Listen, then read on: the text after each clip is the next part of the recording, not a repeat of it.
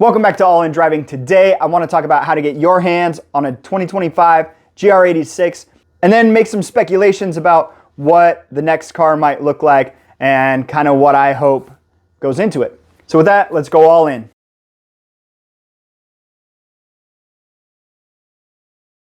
Last year, I made a video covering my experience with buying my GR86 and the whole long, crazy process that I went through.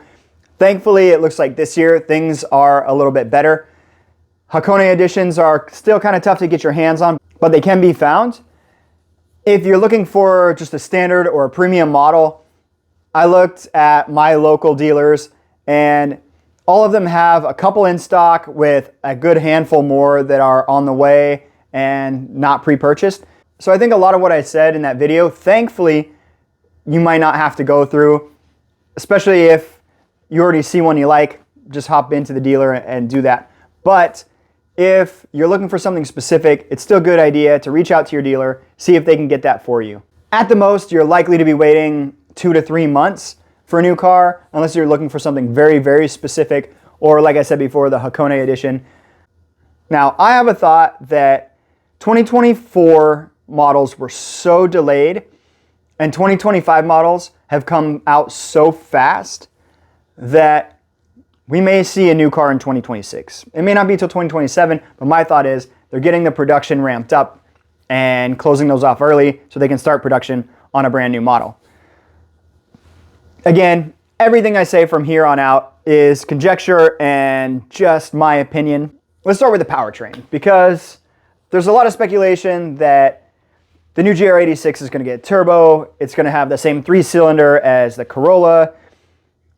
I kind of hope it doesn't, because I think that'll take away from what the car is supposed to be. And as we get into this, I really want to talk about what this car is supposed to be, and where it fits. So obviously the Supra is the top of the line right now for Toyota. It's the most expensive high-end sports car they've got. The GR Corolla is down a tier and it's a little bit cheaper, but it's still fairly expensive if you want the premium special editions. And then the GR86 kind of sits at the bottom. It's still pretty affordable for most people. It's kind of on that edge, but especially if you get the base model, it's still a reasonable option for a lot of people. You go and throw in that 3-cylinder, yeah, it's used in other cars, so it's cheaper, but that's going to increase the price a little bit.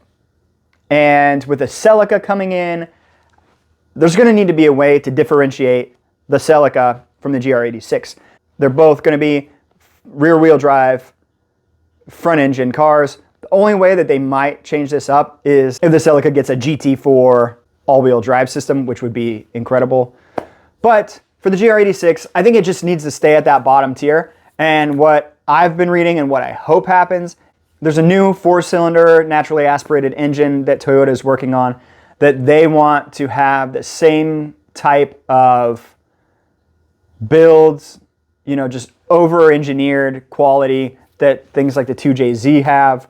So I'm really hoping for that, something that is tunable, something that if you want, you can put a turbo on, but still keeps that lower cost as a perfect entry point for a lot of people.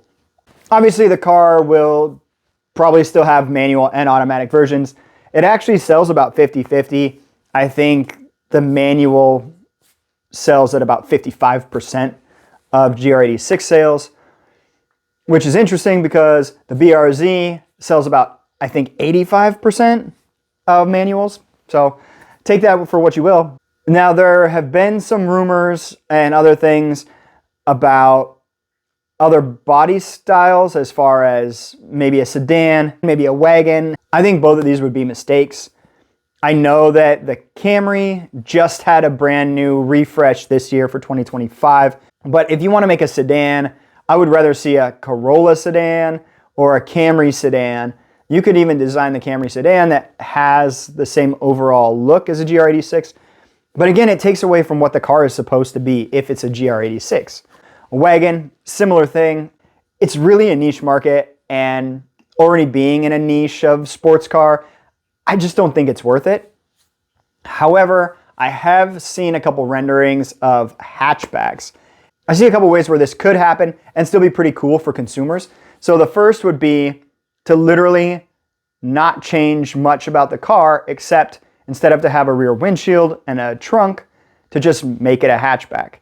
It wouldn't change the look of the car very much, and especially coming in with a new version of the car, a new model with brand new styling for the car, it gives the opportunity to have those and basically look the same.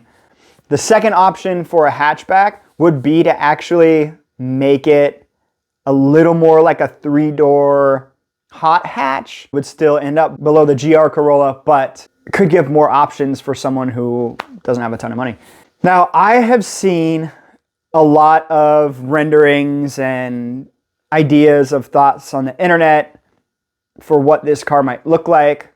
I want to do a tier list in another video of all these different, next generation GR86 cars, but for now, I'm just going to show you two of my favorites. This one really looks like what could be the next generation of this car. It doesn't change a lot. It feels like a natural progression. I think it's a really nice look for the car. And then this version is a little more out there, but it's got some definite styling elements that I like. So those are the two that I really like. And I hope that we get to see a new version with a naturally aspirated engine, manual transmission, which I think that's a given, but something that doesn't completely change the game. I like how the previous generation to this generation, you can tell it's the same car. It looks cleaner, it looks better styled, more refined, I guess. But it flows from one generation to the next, and I hope it continues. I want to know what you guys are expecting and hoping for in the next generation of the car. So let me know down in the comments. While you're at it, please give the video a like. Consider subscribing to the channel. I'm going to have way more GR86 videos on the way, as well as getting ready for autocross and lap day seasons. I'm pumped up. It's cold now, but it's going to get warm soon. We'll see you guys in the next one.